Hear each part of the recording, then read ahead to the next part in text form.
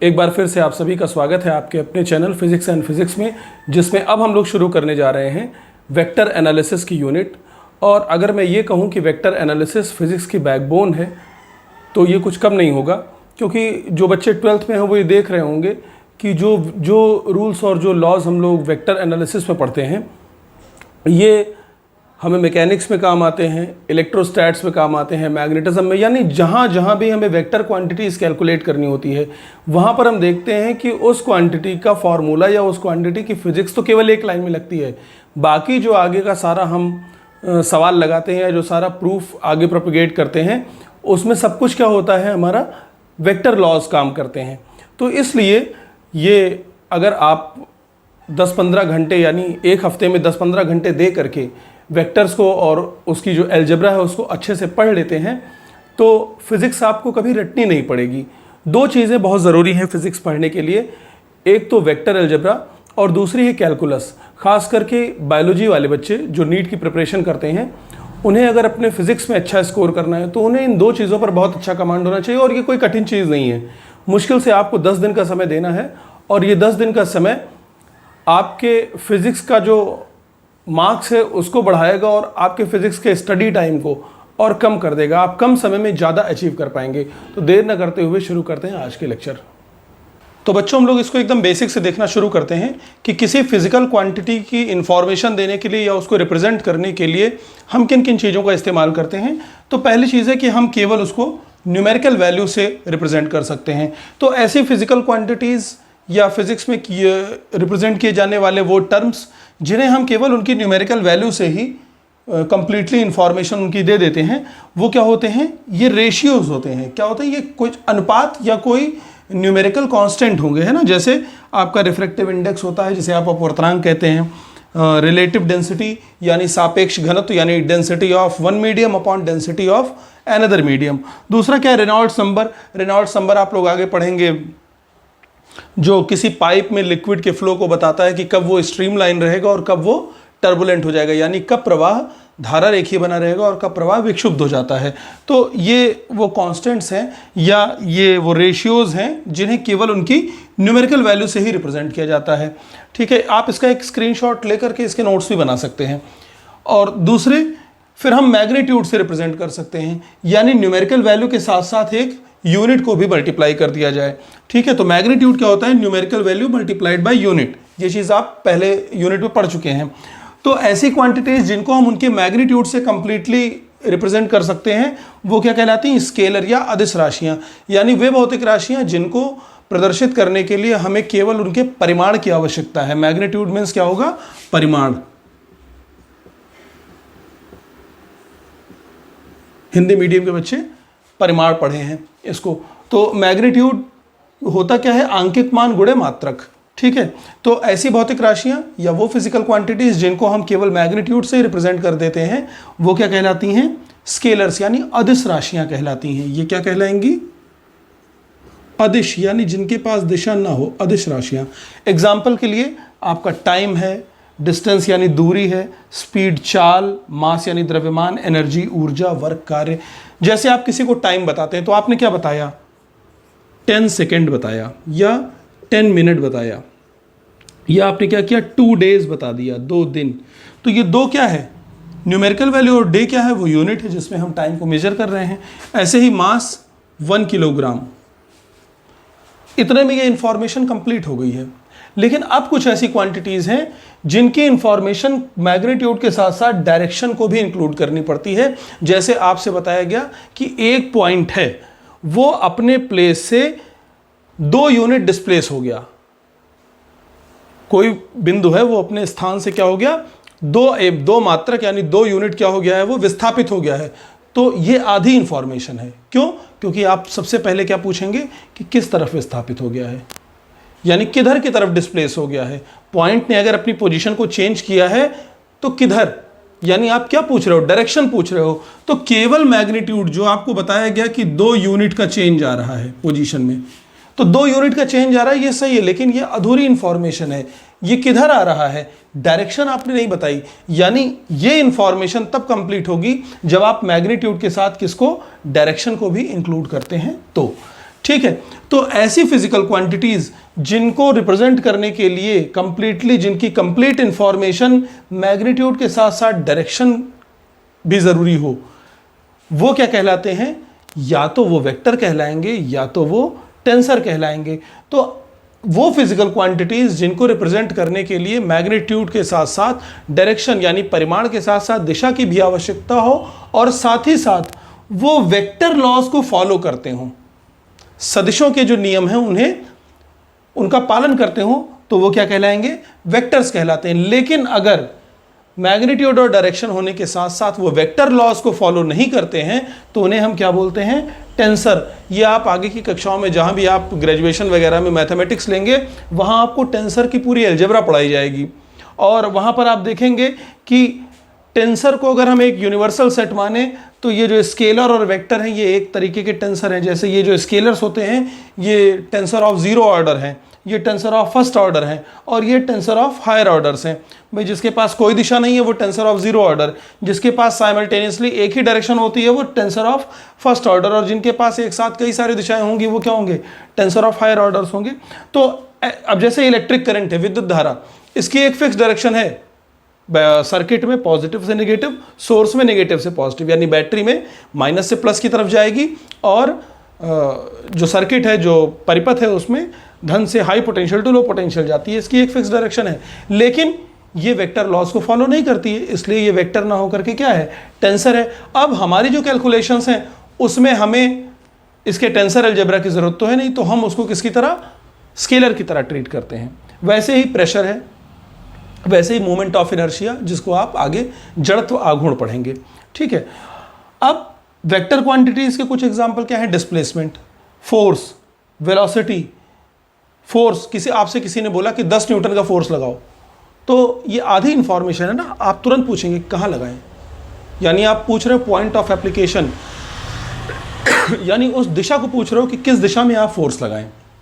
तो इस तरीके से यहाँ पर हम लोगों ने इस पूरे डिस्कशन में दो चीज़ें जानी कि ऐसी फिजिकल क्वांटिटीज़, ये वही पुरानी चीज़ें जो आप 9th में पढ़ चुके हैं, कि वो फिजिकल क्वांटिटीज़ जिनको रिप्रेजेंट करने के लिए हमें केवल मैग्नीट्यूड की आवश्यकता होती है, केवल मैग्नीट्यूड रिक्वायर्ड होता है, उन्हें हम स्केलर यानी अदिश राशियाँ कहते हैं। उसके एग्जाम्पल हैं आपके सामने।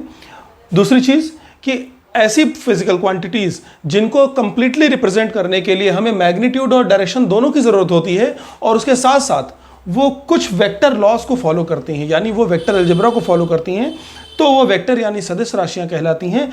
अगर मैग्नीट्यूड और डायरेक्शन यानी परिमाण और दिशा होते हुए भी ये सदिश नियमों का पालन नहीं करती हैं तो इन्हें हम टेंसर, या इसको हिंदी में क्या बोलते हैं? प्रदिश राशियां कहते हैं, और ये वेक्टर्स जो हैं ये सदिश कहलाते हैं।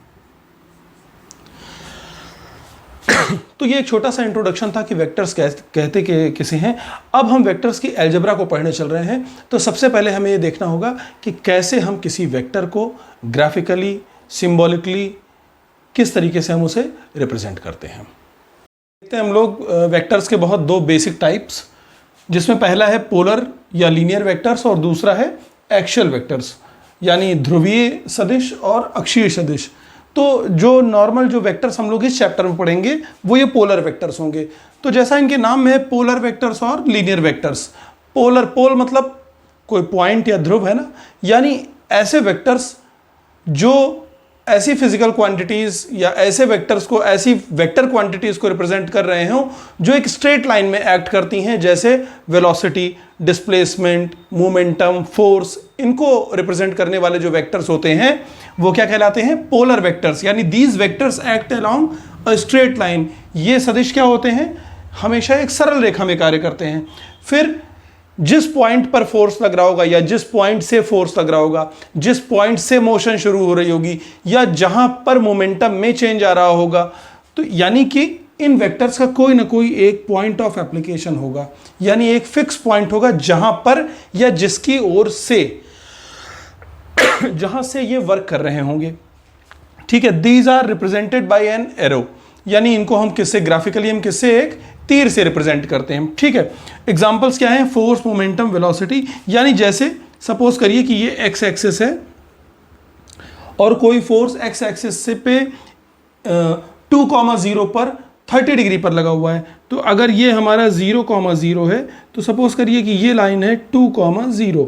अब यहाँ पर एक्स एक्सिस से 30 डिग्री पर फोर्स लगा हुआ है, तो हम एक ये एरो ऐसे दिखा देंगे कितने डिग्री पर, 30 डिग्री पर। तो ये उस वेक्टर एफ को क्या कर रहा है, शो कर रहा है। यानी इस एरो की जो लेंथ होगी वो अभी आगे हम लोग देखेंगे कैसे रिप्रेजेंट करते हैं। तो ये पहले हमारे हो गए लीनियर या पोलर वेक्टर्स, जो ऐसी फिजिकल क्वांटिटीज को यानी ऐसी वेक्टर क्वांटिटीज को शो करते हैं जो हमेशा एक स्ट्रेट लाइन के अलोंग एक्ट करती हैं। यानी हमारे मैकेनिक्स में लीनियर मोशन के, मैकेनिक्स के, इलेक्ट्रोस्टैट्स के, मैग्नेटिज्म के ज़्यादातर जो वेक्टर्स हैं वो किस श्रेणी में आएंगे, पोलर वेक्टर्स की श्रेणी में आएंगे। दूसरे हैं एक्सियल वेक्टर्स, यानी ऐसे वेक्टर्स जो किसी एक्सिस, किसी अक्ष के अनुगत लगे हों, किसी एक्सिस के अलोंग एक्ट करते हों।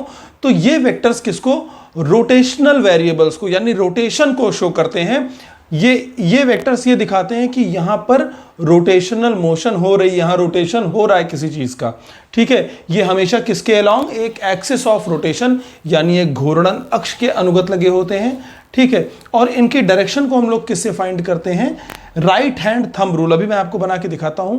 जैसे रोटेशनल, आप अभी सर्कुलर मोशन पढ़ेंगे 11th में, रोटेशनल मोशन पढ़ेंगे, वहां पर आपको पढ़ना पड़ेगा टॉर्क, बलाघूर्ण, है ना, एंगुलर वेलोसिटी यानी कोणीय वेग, एंगुलर एक्सेलरेशन कोणीय त्वरण, और एंगुलर मोमेंटम कोणीय संवेग। तो जल्दी से मैं यहाँ पे आपको बता देता हूँ कि राइट हैंड थंब रूल क्या है, जो कि किसके लिए यूज किया जाता है, पोलर वेक्टर्स की डायरेक्शन निकालने के लिए। अब जितने भी पोलर वेक्टर आप देखेंगे, है ना, वो सारे के सारे किससे निकाले जाएंगे, जो किसी एक एक्सिस के अलोंग लगे होंगे वो किससे निकाल लिए जाएंगे, राइट हैंड थंब रूल। वो चाहे मैग्नेटिज्म हो वहाँ, वो चाहे आपका ये रोटेशनल मोशन हो वहाँ, जहाँ पर भी पोलर वेक्टर आएगा उसकी डायरेक्शन आप इसी से निकालेंगे। यानी अब आपको 5 नियम रटने की जरूरत नहीं है, आप केवल एक लॉ यूज करिए, राइट हैंड थंब रूल, ठीक है। तो सपोज कर लीजिए कि ये एक प्लेन है, अभी बनाता हूँ इसको, पहले राइट हैंड थंब रूल आपको पिक्चर से बना के दिखा देता हूँ।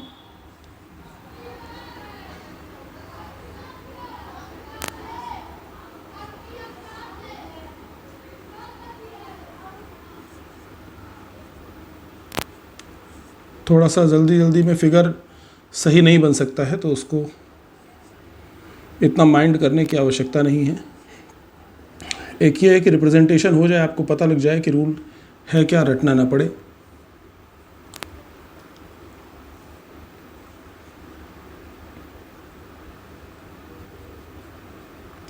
तो ये आप देख रहे हैं जैसे दाहिना हाथ है,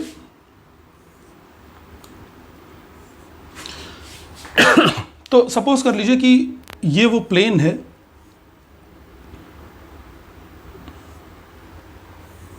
जिसमें रोटेशन हो रहा है। ये रोटेशन मोशन सपोज कर लीजिए इस डायरेक्शन में हो रही है, रोटेशन मोशन इस तरीके से हो रही है। यानी हमारी जो फिंगर्स का जो कर्ल है वो किसको दिखा रहा है, रोटेशन के डायरेक्शन को दिखा रहा है। तो ये जो रोटेशन वेरिएबल्स होंगे ये किसके अलोंग, राइट हैंड थंब के अलोंग आएंगे। यानी जो वेक्टर्स होंगे उनकी डायरेक्शन अलोंग थंब इस दिशा में होगी, ठीक है ना। यानी अगर हम अपने दाहिने हाथ की फिंगर और थंब को इस तरीके से मोड़ें कि फिंगर्स का कर्ल जो है इस थंब के परपेंडिकुलर प्लेन में हो, ठीक है, तो अगर ये जो दाहिने हाथ की फिंगर का कर्ल से ये रोटेशन के डायरेक्शन को शो करता है, तो ये जो पोलर वेक्टर्स हैं, सॉरी एक्सियल वेक्टर्स हैं, उनको कौन शो करेगा, हमारे अंगूठे यानी राइट हैंड थंब की डायरेक्शन। तो ये हमारा क्या है, राइट हैंड थंब रूल। अब अगर आप इसकी डायरेक्शन को रिवर्स करते हैं तो ये थंब की डायरेक्शन ऐसे नीचे आ जाएगी और ये वेक्टर नीचे की तरफ आ जाएगा। तो ये अभी आपको इस चैप्टर में भी पढ़ना पड़ेगा क्रॉस प्रोडक्ट निकालते समय, तो वहाँ पर इसको मैं आपको अच्छे से समझाऊंगा। फिलहाल केवल ये दिखाना था कि राइट हैंड थंब रूल दिखाता क्या है। तो अगर हम फिंगर्स के घुमाव की दिशा में क्या ले लें, रोटेशन को ले लें, तो जो ये जो वेक्टर्स हैं इनकी डायरेक्शन किधर होती है, थंब के अलोंग होती है। अब देखते हैं हम कैसे हम अपने पोलर वेक्टर्स को रिप्रेजेंट करते हैं। बच्चों की किसी वेक्टर को कैसे हम लोग रिप्रेजेंट करते हैं, तो कई तरीके से रिप्रेजेंट कर सकते हैं। पहली चीज़ तो हमें उसका सिंबल लिखना आना चाहिए, फिर एक्सप्रेशन की तरह कैसे लिखते हैं वेक्टर को, फिर ग्राफिकली यानी उस वेक्टर को पिक्चर के फॉर्म में कैसे रिप्रेजेंट करेंगे, फिर इन स्पेस यानी जो हमारा XYZ स्पेस होता है, 3 डायमेंशनल स्पेस है, उसमें किसी वेक्टर को कैसे रिप्रेजेंट करते हैं। तो सबसे पहले सिंबॉलिकली यानी सिंबल के फॉर्म में हम 2 तरीके से रिप्रेजेंट करते हैं। जैसे सपोज कीजिए कि फोर्स एक वेक्टर क्वांटिटी है, तो इसे 2 तरीके से लिखा जाता है। फोर्स लिख करके इसके ऊपर ये जो ये एरो फोर्स की डायरेक्शन को नहीं दिखा रही है, ये वाली जो एरो है ये केवल इतना बता रही है कि ये वो जो फोर्स है, यानी ये जो F लिखा है ये एक वेक्टर क्वांटिटी है। तो पहली चीज क्या करते हैं कि फिजिकल क्वांटिटी के ऊपर एरो लगा देते हैं छोटी सी, ये तरीका। सेकंड क्या है कि आप एरो, जैसे आप अभी जब BSc वगैरह करेंगे, मतलब ग्रेजुएशन में जाएंगे, तो ये एरो गायब हो जाएगी, उसकी जगह क्या हो जाएगा, आपको ये बोल्ड लिखा हुआ नजर आएगा।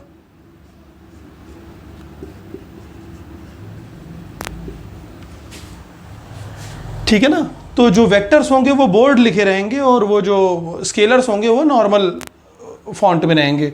तो बोल्ड करके भी वेक्टर को रिप्रेजेंट करते हैं। और दूसरा क्या है कि वेक्टर जो भी फिजिकल क्वांटिटी हमारी वेक्टर है उसके ऊपर हम क्या करते हैं, एक एरो लगा करके। इस एरो का ये मतलब नहीं कि फोर्स इस डायरेक्शन में है, ये फोर्स इधर भी लग सकता है, ये फोर्स इधर भी लग सकता है, ये फोर्स ऐसे भी लग सकता है। ये तीर केवल ये बताता है, यानी ये जो एरो है ये केवल इतनी बात हमें बता रहा है कि ये जो फोर्स है ये एक वेक्टर क्वांटिटी है, बस। एक्सप्रेशन क्या होता है, हमेशा देखिए ये एक जनरल एक्सप्रेशन मैं यहां पर बता रहा हूं। कोई भी जो वेक्टर होता है, वेक्टर में मैग्नीट्यूड मल्टीप्लाइड बाय डायरेक्शन। तो सपोज करिए कि अगर एक वेक्टर ए है तो वेक्टर ए के मैग्नीट्यूड को हम इस तरीके से लिखते हैं, मॉड फंक्शन के अंदर मॉड ए। क्या लिखेंगे, मॉड ए। यानी मॉड ए का मतलब हम केवल ए की न्यूमेरिकल वैल्यू और उसकी यूनिट से कंसर्न है, हमें उसके साइन से कोई भी मतलब नहीं है। पहली चीज, अब जिस दिशा में ए है उस दिशा का यूनिट वेक्टर, डायरेक्शन को कौन शो करता है, हमेशा यूनिट वेक्टर। तो सपोज करिए ए की दिशा में यूनिट वेक्टर ए कैप है, तो यहां से क्या आ जाएगा, vector is equal to magnitude into direction. Direction कौन दिखाता है, यूनिट वेक्टर। तो यहां पर ये क्या है, this is vector A. Magnitude of vector ये क्या है, मैग्नीट्यूड ऑफ वेक्टर ए। यानी ये जो है ये सदिश ए का परिमाण है। ये क्या है, सदिश ए का परिमाण। और ये क्वांटिटी हमेशा पॉजिटिव होगी, नेगेटिव नहीं होती है, क्योंकि केवल न्यूमेरिकल वैल्यू और यूनिट ली जा रही है, साइन यहां पर नहीं लिया जा रहा है। और ए कैप क्या है, ये क्या शो कर रहा है, दिस इज यूनिट वेक्टर ए। ये जो जापानी टोपी जैसा कैप जैसा दिख रहा है ये क्या है, यूनिट वेक्टर ए। इसको हम क्या प्रोनाउंस करेंगे, यूनिट वेक्टर ए। और ये शो क्या कर रहा है, direction of vector A, direction of vector a. यानी ये क्या है,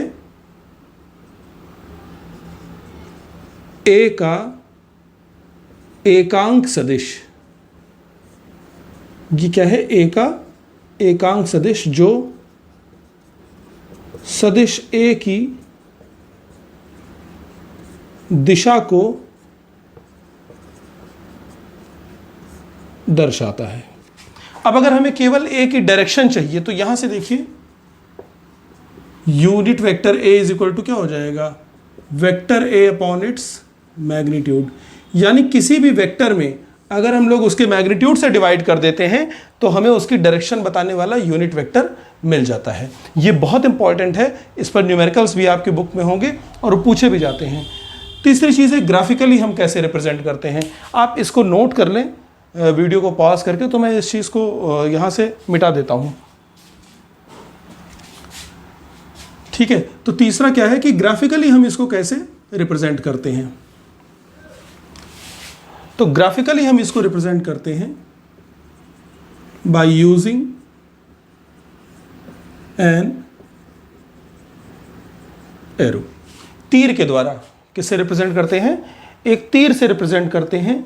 अब जैसे ये है, सपोज करिए ये एरो है, ठीक है।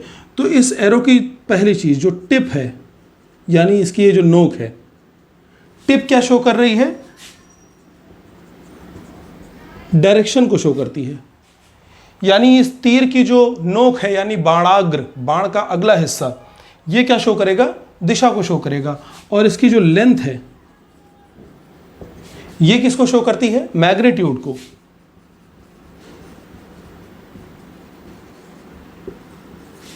ठीक है। तो पोलर वेक्टर्स को ग्राफिकली हम किससे रिप्रेजेंट करते हैं? एक एरो से। इस एरो की जो टिप होती है, यानी इसकी जो नोक होती है, वो क्या रिप्रेजेंट करती है? वेक्टर की डायरेक्शन को। और इस एरो की जो लेंथ है, वो किसे रिप्रेजेंट करेगी? मैग्नीट्यूड को। सपोज करिए कि एक बॉडी 100 मीटर पर सेकेंड से नॉर्थ ईस्ट में जा रही है। किधर जा रही है? नॉर्थ ईस्ट में जा रही है। अब इसको आपको ग्राफिकली रिप्रेजेंट करना है, तो कैसे करेंगे? इसको मैं रब कर दे रहा हूं। देखिए, हमको दिखाना है velocity 100 metre per second in north east. तो यहां पर मैं एक क्या बना ले रहा हूं? एक डायरेक्शन का एक्सिस बना ले रहा हूं। तो अगर हम लोग अपना जियोग्राफिकल वाला लें, तो देखिए ये नॉर्थ हो जाएगा और ये ईस्ट हो जाएगा, है ना। तो नॉर्थ ईस्ट का मतलब इनके एकदम बीच की लाइन ये। अब नॉर्थ ईस्ट का मतलब कि इस लाइन के अलोंग ये बॉडी मूव कर रही है। कितने से? 100 मीटर पर सेकंड से। तो अब हमारे पास 100 की लेंथ का तीर तो हम दिखा नहीं पाएंगे, तो हम क्या करते हैं? एक पैमाना मानते हैं, यानी एक स्केल लेते हैं। हम सपोज करते हैं कि let 1 centimetre is equal to 10 metre per second. ठीक है। हम मान लेते हैं कि 1 सेंटीमीटर जो है वो 10 मीटर पर सेकेंड को शो कर रहा है। तो कितने सेंटीमीटर का हम यहां पर एरो बनाएंगे? 10 सेंटीमीटर का। तो वो किसको दिखाएगा? 100। तो इस डायरेक्शन में हम लोग क्या करते हैं? 10 सेंटीमीटर का अगर एक एरो बना देते हैं, कितने का? 10 सेंटीमीटर का। तो ये किसको दिखा रहा है? इस वेलोसिटी को शो कर रहा है, जो कि कितनी है? 100 metre per second in north east. ठीक है। अब अगर सपोज करिए कि आपको ये दिया होता, ये वैल्यू दी होती और ये एंगल दिया होता 30, और कहता कि डायरेक्शन बताइए क्या है। या सपोज करिए कि ये दिया होता आपका 20 डिग्री, 20 डिग्री दिया है। मान लीजिए कि ये 20 डिग्री है, लग नहीं रहा है, लेकिन मानने में क्या हर्ज है कि कोई ऑब्जेक्ट है, वो 100 मीटर पर सेकेंड की स्पीड से किधर जा रही है? इन दोनों के बीच में ईस्ट से 20 डिग्री। तो इस डायरेक्शन को आप क्या लिखेंगे? 20 डिग्री। ये देखिए, ये क्या है? ये जो डायरेक्शन है, ये पूरब दिशा से 20 डिग्री उत्तर की तरफ है। तो this is 20 degree north from east. ये पूर्व से 20 अंश उत्तर की तरफ है, या इधर की तरफ ये कितनी है? 70 डिग्री। तो इसको बोलेंगे 70 डिग्री ईस्ट फ्रॉम नॉर्थ। ठीक है ना। तो ये दिशा, इसको आप ऐसे भी लिख सकते हैं। तो अगर नॉर्थ ईस्ट साउथ वेस्ट है, तो हम उसके बीच की डायरेक्शन को, यानी 45 डिग्री के एंगल को लेंगे। अदरवाइज इस तरीके से हम डायरेक्शन को शो करेंगे। तो ये तो हो गया। थोड़ा सा आपको समझ में आया होगा। अभी जैसे जैसे आप आगे बढ़ेंगे, लेक्चर आगे चलेगा, आगे के लेक्चर्स आप पढ़ेंगे, ये चीज़ें बहुत एकदम क्रिस्टल क्लियर आपको हो जाएंगी। किसी भी तरीके की दिक्कत नहीं रहेगी आपको। बस इनको बड़े आराम से आप पूरा वीडियो देख करके बहुत आराम से पढ़िएगा, और एक बार अपनी बुक को जब आप पढ़ेंगे तो ये सारे कॉन्सेप्ट आपको एकदम क्लियर हो जाएंगे। ठीक है। तो ये दिशा लिखने का एक दूसरा तरीका हो गया। अब देखते हैं कि स्पेस में, तो स्पेस में जिनमें हम लोग लिखते हैं उसको बोलते हैं कॉम्पोनेंट फॉर्म। ये क्या है? कॉम्पोनेंट फॉर्म में लिखते हैं, यानी घटक के रूप में लिखते हैं। ठीक है। इसको आगे आप पढ़ेंगे भी, decomposition of vector, decomposition of vectors, सदिशों का वियोजन, इसे क्या बोलते हैं? सदिशों का वियोजन। यानी किसी एक वेक्टर को कई सारे वेक्टर्स में तोड़ देना।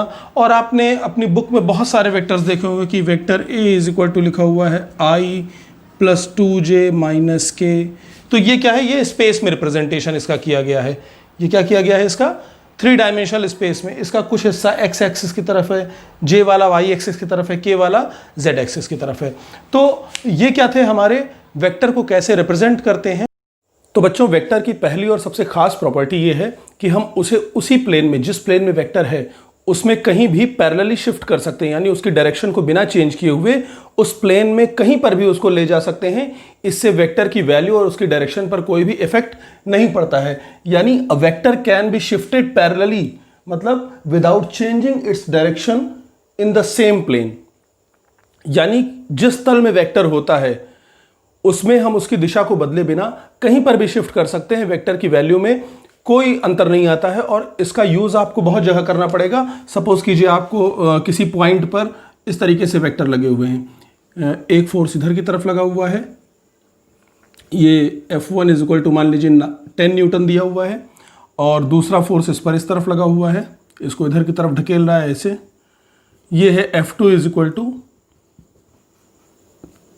5 न्यूटन, और थर्ड फोर्स जो है वो इस तरह से लगा हुआ है, जो कि F3 इज इक्वल टू है कितना हमारा, 7 न्यूटन। अब अगर हमें इसका फ्री बॉडी डायग्राम बनाना है तो ये फ्री बॉडी डायग्राम आप आगे मैकेनिक्स में पढ़ेंगे, न्यूटन्स लॉज में। तो हमें क्या करना पड़ेगा, तीनों वेक्टर्स को इस तरीके से रखना पड़ेगा कि या तो इनकी टेल से टेल यानी पूंछ से पूंछ एक पॉइंट पर हो, या इनकी जो टिप है, नोक, वो सारी की सारी एक पॉइंट पर हो। तो हम क्या करें कि इस वेक्टर को इसी डायरेक्शन में यहां पर शिफ्ट कर दें अगर, यानी इसका जो नया डायग्राम मैं बनाऊं इस तरीके से, F is equal to 10 newton इधर की तरफ लगा हुआ है, F1, इसी को यहां पर आगे ऐसे शिफ्ट कर दिया जाए।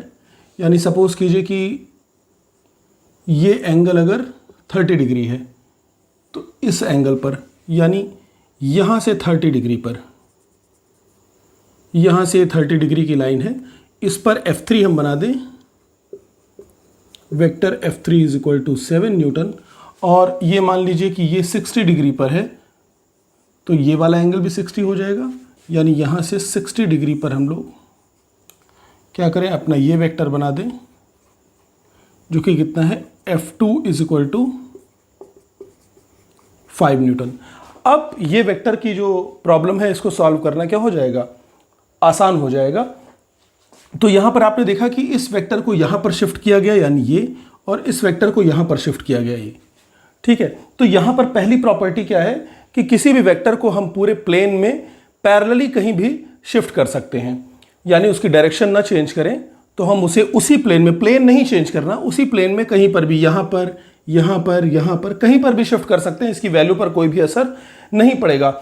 और एक और कॉन्सेप्ट जो हम लोगों ने यहां पे क्या किया कि सारी की सबकी टेल्स एक जैसी रखी, सबकी टेल एक पॉइंट पर लेकर के आ गए हैं। तो ये क्यों किया, जब भी दो वेक्टर्स के बीच एंगल निकालना होता है हमें, तो हम हमेशा एंगल तब निकालते हैं जब दोनों के आइडेंटिकल एंड्स एक साथ रखे हों, यानी दोनों के समान सिरे एक साथ हों, या तो पूंछ से पूंछ रखी हुई हो, यानी एंड पॉइंट पर एंड पॉइंट रखा हो तब, या टिप पर टिप रखी हुई हो तब। जैसे यहां पर देखिए, ये जो टिप है ये किस पर रखी हुई है, इस वेक्टर की टेल पर रखी है। तो ये जो एंगल आएगा ये इनके बीच का एंगल नहीं है, इनके F1 और F3 के बीच का एंगल कौन सा है, ये F3 और ये F1, इसके बीच का एंगल 30 डिग्री होगा। क्यों, क्योंकि जब दोनों की एक दूसरे के हमने टेल से टेल मिला दी तो क्या हुआ, 30 डिग्री का एंगल बन गया, ठीक है। अब सपोज करिए कि इसके टिप पर अगर इसकी टिप रख दीजिए, यानी ये वेक्टर यहां पर ऐसे शिफ्ट कर दीजिए, सॉरी, ऐसे इसको शिफ्ट कर दीजिए, तो देखिए दोनों की टिप और टिप के बीच में ये एंगल कितना बनेगा, अल्टरनेट एंगल है 30 डिग्री। यानी कि हमें जब भी एंगल फाइंड करना होता है तो वेक्टर्स के आइडेंटिकल एंड्स एक साथ होने चाहिए। तो ये दूसरी प्रॉपर्टी है कि while finding angle between vectors, angle between two vectors,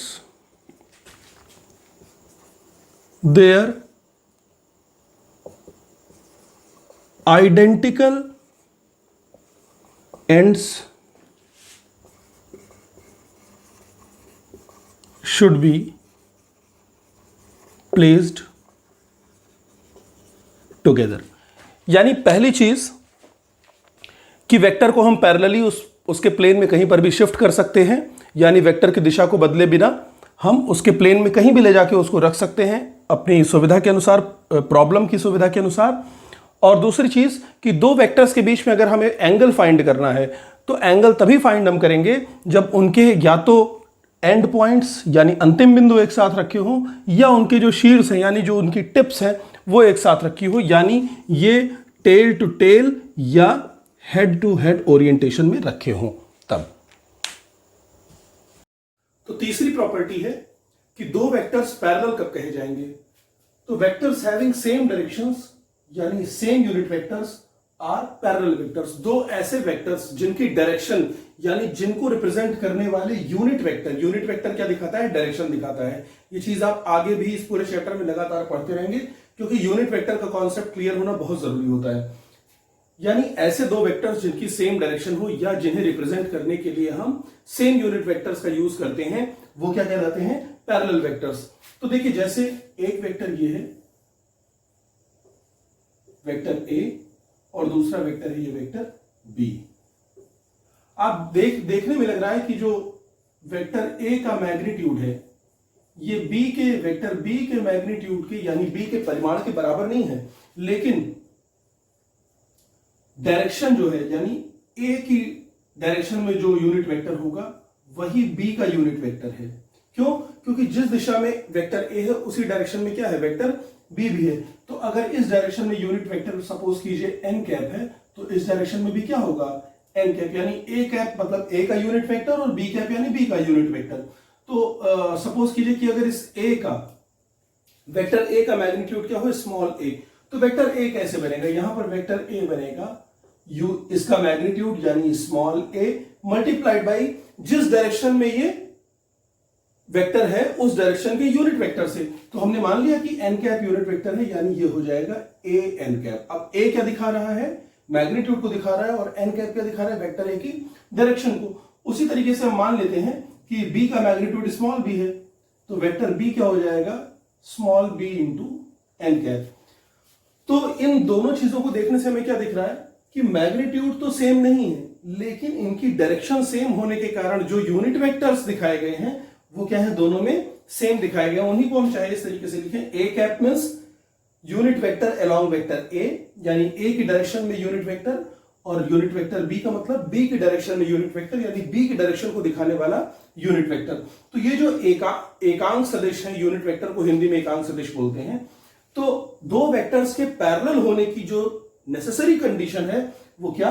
कि उनके यूनिट वेक्टर सेम होने चाहिए, मैग्नीट्यूड सेम होने की जरूरत नहीं है। लेकिन वो सारे के सारे पैरेलल वेक्टर्स जिनके मैग्नीट्यूड भी सेम होते हैं वो इक्वल वेक्टर्स कहलाते हैं। यानी parallel vectors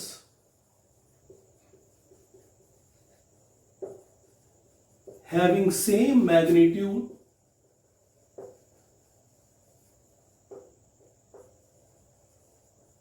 are equal vectors।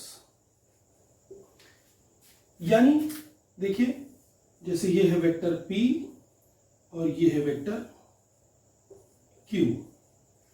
आप देख रहे हो कि वेक्टर P और वेक्टर Q इन दोनों के मैग्नीट्यूड भी यानी कि लंबाइयां भी सेम है और इनकी डायरेक्शन भी सेम है।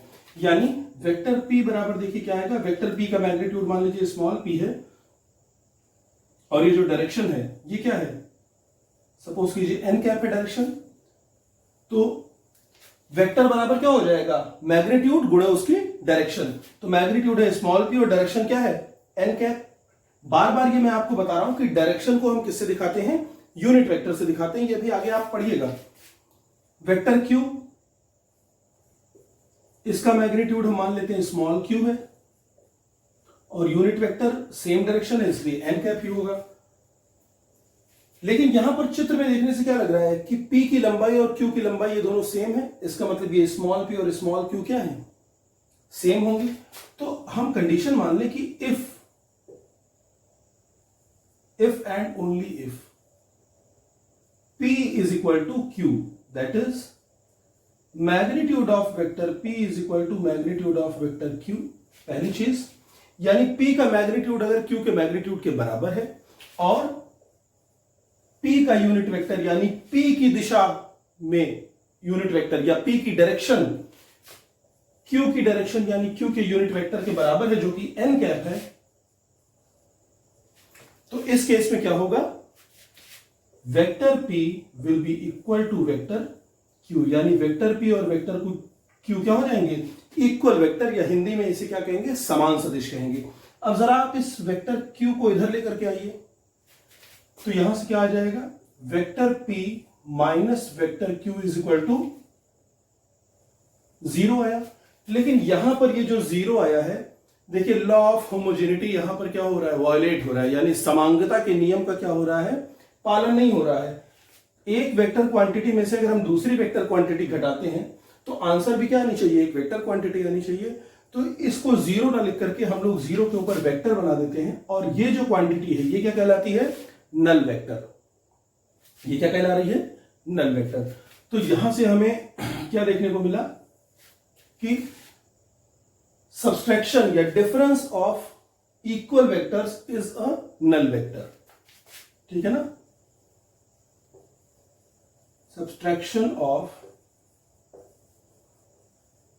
Equal vectors is a null vector. Null vector क्या है, ऐसा वेक्टर जिसका मैग्नीट्यूड क्या हो, 0।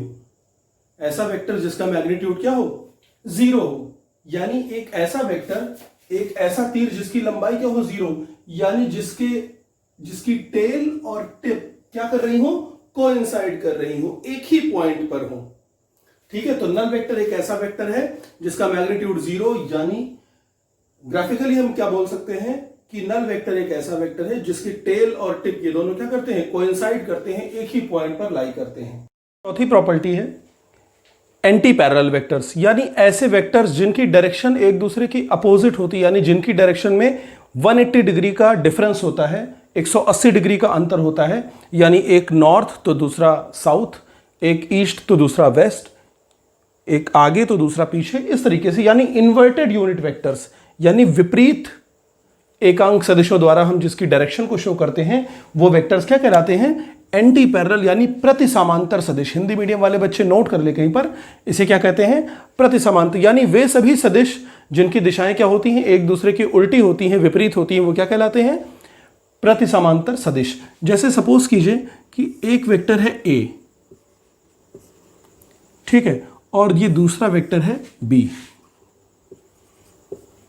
तो देखने से लग रहा है कि जिस डायरेक्शन में A है उसकी ठीक उल्टी डायरेक्शन में क्या है, वेक्टर B है। तो वेक्टर A को देखिए आप कैसे रिप्रेजेंट करेंगे, वेक्टर A बराबर हो जाएगा A का मैग्नीट्यूड मल्टीप्लाइड बाई A की डायरेक्शन। तो मान लिया कि इस दिशा में डायरेक्शन दिखाने वाला जो यूनिट वेक्टर है वो क्या है, n कैप। तो ये हो गया n कैप, यानी देखिए यहां पर क्या हुआ, ये है A का मैग्नीट्यूड और ये है A की डायरेक्शन। और यहां पर देखिए क्या है,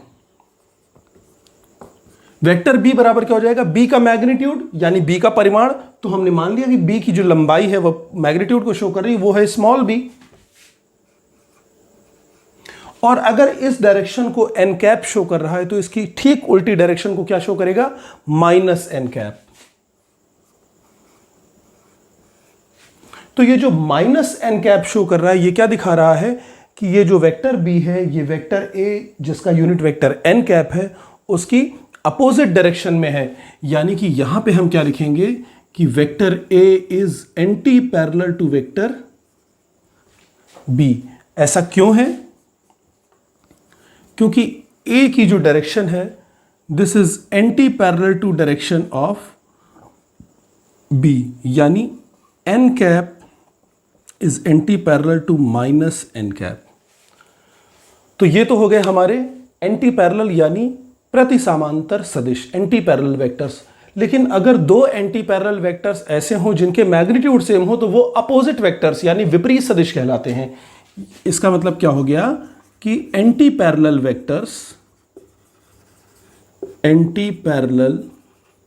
vectors having same magnitude are opposite vectors, ठीक है, यानी समान परिमाण वाले प्रति समांतर सदिशों को हम क्या कहते हैं, विपरीत सदिश कहते हैं।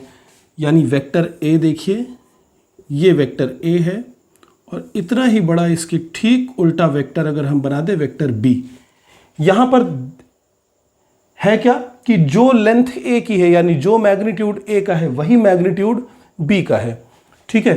तो यहां पर जो वेक्टर ए होगा ये कितना आ जाएगा हमारा ए एन कैप, और जो वेक्टर बी होगा वो क्या हो जाएगा माइनस बी एन कैप यहां से। तो if a is equal to b, a किसके बराबर हो जाए, बी के बराबर हो जाए, यानी magnitude of vector A is equal to magnitude of vector b, a का परिमाण बी के परिमाण के बराबर हो जाए। तो यहां पर देखिए हुआ क्या कि ए की डायरेक्शन एंटी पैरेलल है बी की डायरेक्शन के, ठीक है, यानी ए की दिशा ठीक उल्टी है किसकी, बी की दिशा के, लेकिन ए का मैग्नीट्यूड किसके बराबर है, बी के मैग्नीट्यूड के बराबर। तो ये दोनों शर्तें अगर वेक्टर्स फुलफिल कर रहे हैं तो क्या लिखे जाएंगे, vector A is opposite vector of minus B, यानी वेक्टर ए वेक्टर बी का विपरीत सदिश है। तो दो अपोजिट वेक्टर्स माइनस साइन के साथ दिखाए जाते हैं, ठीक है।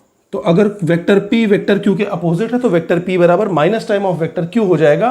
और अगर आप इसको इस साइड लेकर के आते हैं तो देखिए क्या हो जाएगा, vector A plus vector B बराबर फिर से क्या होगा, जीरो। अब दो वेक्टर क्वांटिटीज का सम अगेन वेक्टर क्वांटिटी, यानी इस पर आप क्या लगाएंगे वेक्टर, और ये क्या आ जाएगा नल वेक्टर। इसका मतलब एडिशन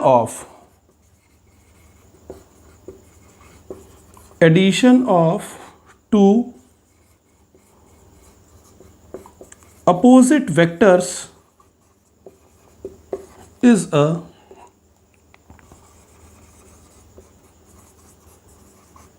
null vector।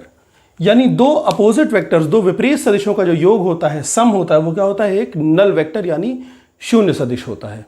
इससे बच्चों नल वेक्टर यानी शून्य सदिश। तो नल वेक्टर क्या है, a vector having zero magnitude, यानी एक ऐसा वेक्टर जिसका मैग्नीट्यूड क्या हो, जीरो, उसे हम क्या बोलते हैं, नल वेक्टर। तो सवाल ये उठता है कि जब वेक्टर का कुछ मैग्नीट्यूड ही नहीं है, जीरो मैग्नीट्यूड है, तो कैसे वो वेक्टर बनेगा।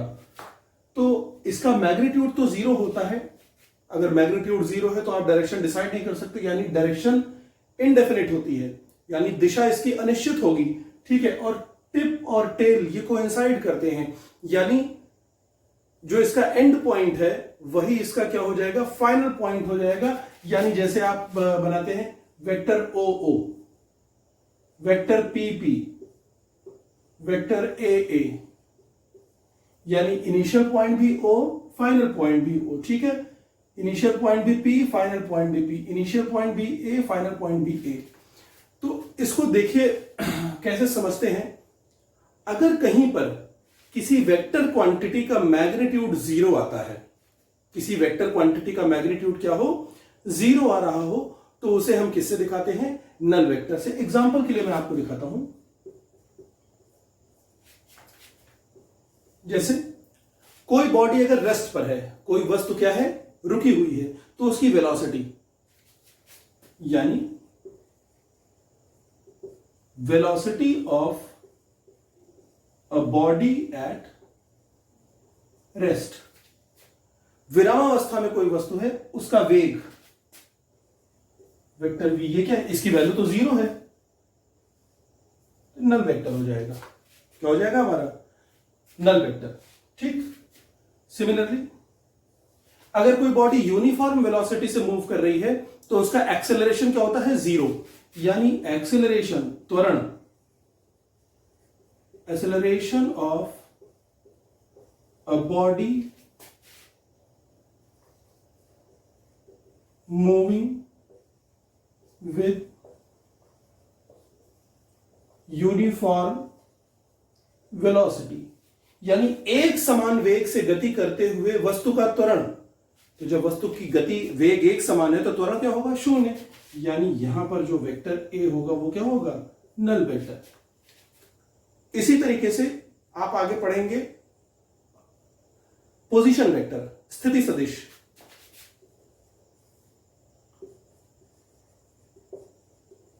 पोजीशन वेक्टर ऑफ ओरिजिन, यानी मूल बिंदु का स्थिति सदिश आप देखेंगे तो वो भी क्या आएगा, नल वेक्टर। तो ये कुछ एग्जाम्पल थे नल वेक्टर के।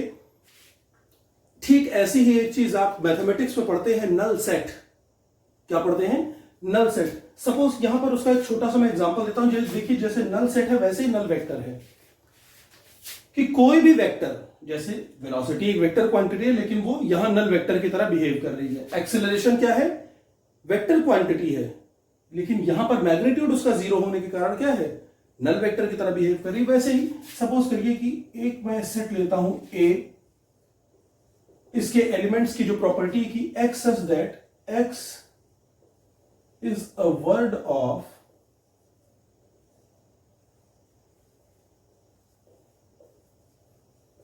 English language.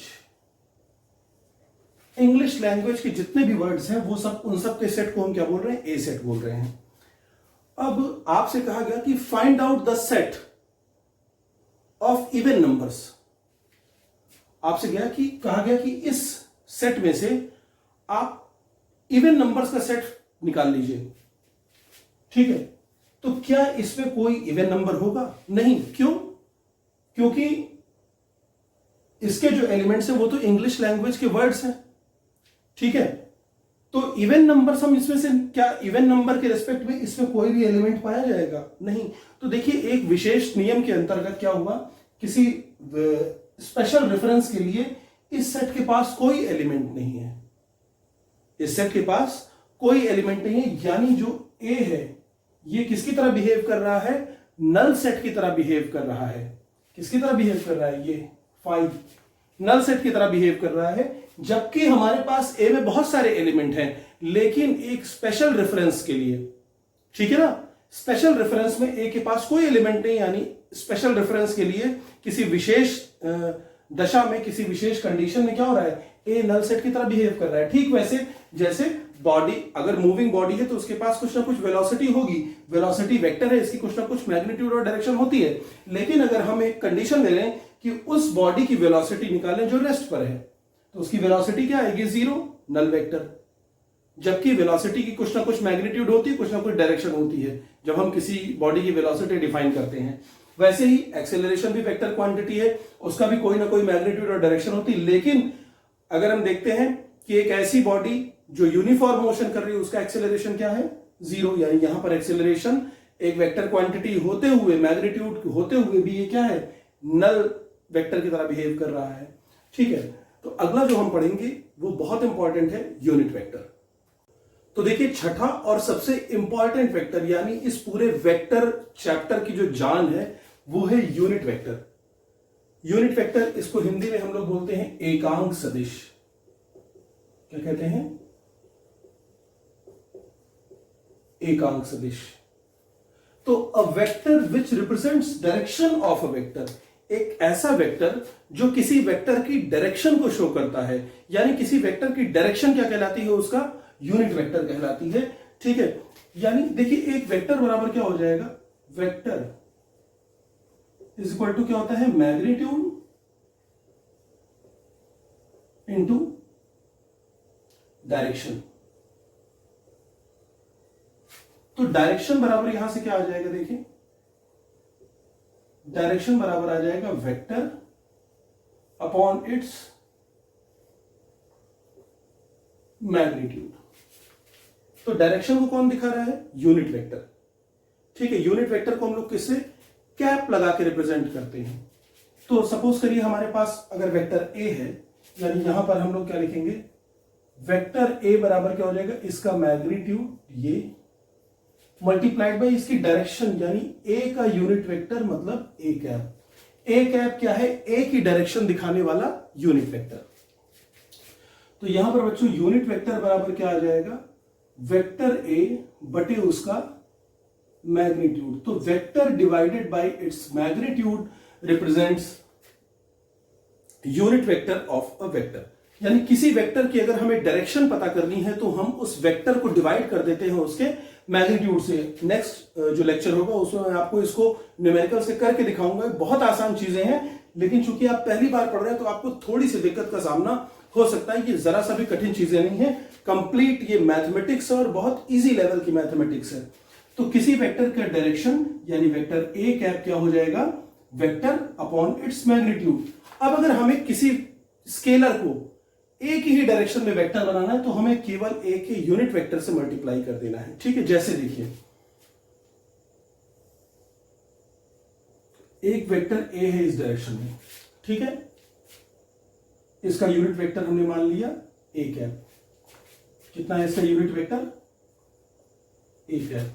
अब कोई बॉडी है, उसकी जो स्पीड है वो 60 मीटर पर सेकेंड है इसी डायरेक्शन में, 60 मीटर पर सेकेंड ये स्पीड है। हमें इसकी वेलोसिटी फाइंड करनी है, यानी मुझे इसको इसी डायरेक्शन में वेक्टर बनाना है। हमारे पास चाल है, हमें वेग निकालना है, और वेग कैसी राशि है, सदिश। वेलोसिटी वेक्टर क्वांटिटी, जबकि स्पीड क्या है, स्केलर। तो हमें स्केलर पता है, हमें क्या करना है, वेक्टर में कन्वर्ट करना है। तो इसके साथ अगर हम डायरेक्शन को मल्टीप्लाई कर दें तो ये वेक्टर बन जाएगी।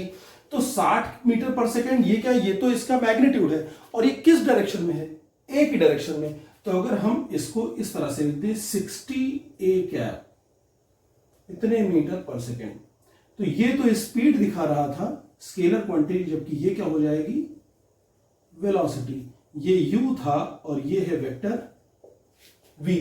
तो आपने देखा कि यहां पर हम लोग किसी स्केलर को वेक्टर बनाने के लिए किसका यूज कर रहे हैं, यूनिट वेक्टर का। जैसे ये बहुत इजी कॉन्सेप्ट है, जैसे आपके पास एक नंबर दे दिया है 10, अगर आपको इसे लेंथ में कन्वर्ट करना है तो आप क्या करते हो, यूनिट लेंथ एकांक लंबाई से मल्टीप्लाई करते हो, यानी 1 मीटर 1 सेंटीमीटर, 1 सेंटीमीटर से कर दोगे तो सेंटीमीटर में बन जाएगा, है ना। मीटर में कर दोगे तो मीटर में आ जाएगा। 1 किलोमीटर से मल्टीप्लाई कर देंगे तो किलोमीटर में लेंथ बन जाएगी। यानी इसको हम किससे मल्टीप्लाई करते हैं, यूनिट लेंथ से। अगर इसी 10 को हमें मास में कन्वर्ट करना है तो हम इसे यूनिट मास से मल्टीप्लाई करते हैं और ये मास में कन्वर्ट हो जाता है। अगर हमें क्या करना है, इसको फोर्स में कन्वर्ट करना है तो हम इसमें यूनिट फोर्स से, यानी 1 न्यूटन से मल्टीप्लाई करेंगे या 1 डाइन से मल्टीप्लाई करेंगे और ये किस में कन्वर्ट हो जाएगा, फोर्स में कन्वर्ट हो जाएगा। तो अगर हमें बेटा इसमें को वेक्टर में कन्वर्ट करना है तो हम इसे किससे मल्टीप्लाई करेंगे, यूनिट वेक्टर से। किससे मल्टीप्लाई करेंगे, यूनिट वेक्टर से। उस डायरेक्शन के यूनिट वेक्टर से मल्टीप्लाई करते हैं जिस डायरेक्शन में इसे हमें वेक्टर बनाना है। तो यहां पर यूनिट वेक्टर को की प्रॉपर्टीज को अगर हम पॉइंट वाइज पढ़ लें तो ये चीज बड़ी आसान हो जाएगी। पहली चीज कि इसका जो मैग्नीट्यूड होता है वो कितना होता है, 1।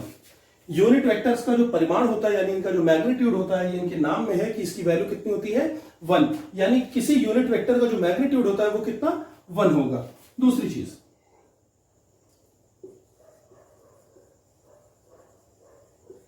Represented by a cap.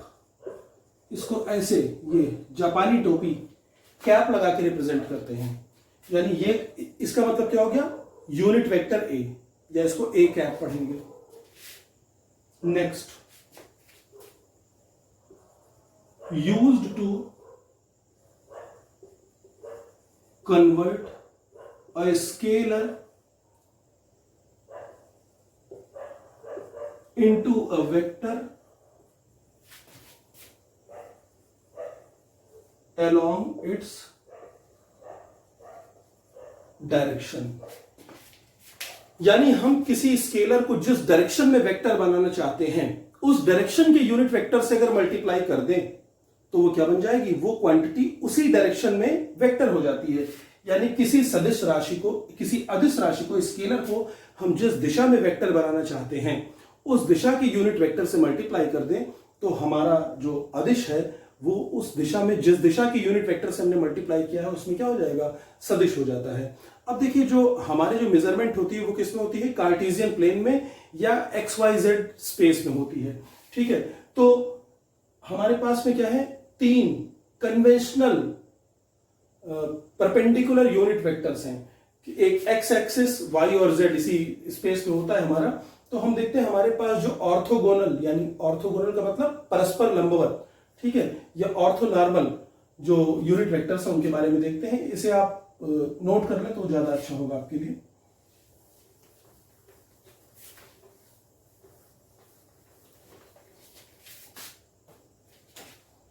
ठीक है, इसको हम लोग क्या बोलते हैं, ऑर्थोगोनल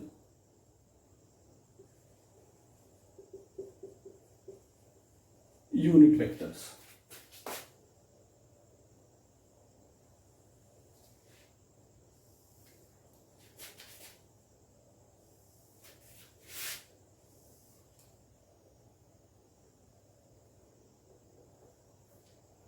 तो सपोज कीजिए ये एक्स एक्सिस है, ये वाई एक्सिस है और ये हमारी जेड एक्सिस है।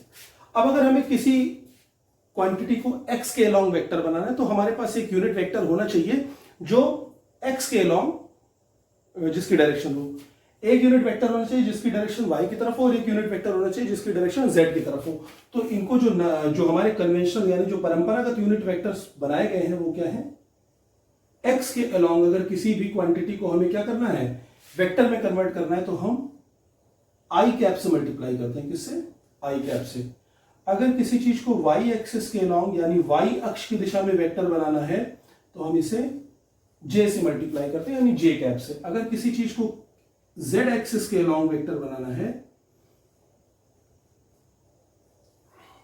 तो इसको हम के कैप से मल्टीप्लाई करते हैं। और ये तीनों, इनके बीच का एंगल 90 डिग्री, इनके बीच का एंगल 90 डिग्री और इनके बीच का एंगल 90 डिग्री, ये ऑर्थोगोनल यानी ये परस्पर लंबवत है, म्यूचुअली परपेंडिकुलर है, एकदम इस तरीके से। तो अगर आपको जैसे ये है कोई बॉडी अगर एक्स एक्सिस की तरफ, जहां पर देखिए मैं एग्जांपल से बताता हूं, ठीक है। जैसे हमारा एक एग्जांपल है,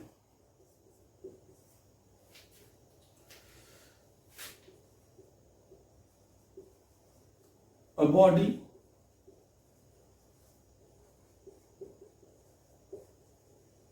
moves from 0 1 0 to 0 4 0. Find its displacement. अब देखिए हमें क्या करना है, एक बॉडी 0 1 0 से 0 4 0 जा रही है। तो आप देख रहे हैं यहां x और z 0, यहां भी x और z 0, केवल y कोऑर्डिनेट है, यानी कोई बॉडी है वो यहां पर रखी हुई थी y इज इक्वल टू 1 पर, और ये कहां आ गई है 0 4 0, यानी x पर 0, y पर 4 और z पर 0, यानी ये y बराबर 4 पर आ गई। कहां से? 1 से। आपको पता करना है कि इसकी डिस्प्लेसमेंट कितनी हुई, यानी इसका विस्थापन कितना हुआ है। तो ये था कहां पर? 1 पर, पहुंच कहां गया? 4 पर। तो इसका जो डिस्प्लेसमेंट है, सपोज कीजिए कि ये पॉइंट है P और ये पॉइंट है Q, तो ये P से Q की ओर डिस्प्लेस हो रहा है, यानी इसका जो वेक्टर बनेगा वो P से Q की तरफ। तो वेक्टर PQ बराबर, बेटा बहुत आसान है, फाइनल पोजीशन क्या है 4, इनिशियल कितनी है 1, तो डिफरेंस के निकालिए, जरा स्थितियों का अंतर निकालिए, पोजीशन का डिफरेंस 4 - 1, यानी वेक्टर PQ बराबर क्या होगा, PQ का मैग्नीट्यूड है 4 - 1, और PQ की डायरेक्शन, PQ किस दिशा में है, y एक्सिस की तरफ, और y एक्सिस की तरफ डायरेक्शन दिखाने वाला यूनिट वेक्टर क्या है, j कैप। तो इसका डिस्प्लेसमेंट कितना हो जाएगा 3j, अब जो भी यूनिट्स दी हो 3j यूनिट, ठीक है। तो y इस पार्टिकल का जो डिस्प्लेसमेंट आपने दिखाया, ये किसकी सहायता से दिखाया, यूनिट वेक्टर की हेल्प से दिखाया है। और ये जो यूनिट वेक्टर है ये कितना आया, सॉरी, यूनिट वेक्टर की मैग्नीट्यूड है 1 और जो डिस्प्लेसमेंट है वो कितने की है, 3 की। तो डिस्प्लेसमेंट का जो मैग्नीट्यूड है वो 3 और डायरेक्शन क्या है, जे कैप, यानी अलोंग वाई एक्सिस। तो इस तरीके से, इस तरह के बहुत सारे सवाल मैं आपको नेक्स्ट लेक्चर में कराऊंगा। तो इस तरह के तरीके से आपने देखा कि हमें वेक्टर पढ़ने के लिए जो हमारे बिल्डिंग ब्लॉक्स हमारे पास होने चाहिए, यानी ये यूनिट वेक्टर। अगला लेक्चर आपके लिए बहुत इंपॉर्टेंट साबित होने वाला है, क्योंकि उसमें हम लोग यानी वेक्टर की मैथमेटिक्स पढ़ेंगे, कैसे हम वेक्टर को स्पेस में बनाते हैं, यानी पोजीशन वेक्टर, डिस्प्लेसमेंट वेक्टर, उनको जोड़ना घटाना। तो आशा करता हूं आपको वेक्टर का ये पहला लेक्चर आसान भाषा में है, बहुत बेसिक कॉन्सेप्ट के साथ में है, समझ में आया होगा। आप इसी तरीके से वीडियो को देखते रहिए, मुझे सपोर्ट कीजिए और चैनल को लाइक और सब्सक्राइब कीजिए और अपने दोस्तों को भी शेयर कीजिए। मिलते हैं अगले लेक्चर में। धन्यवाद।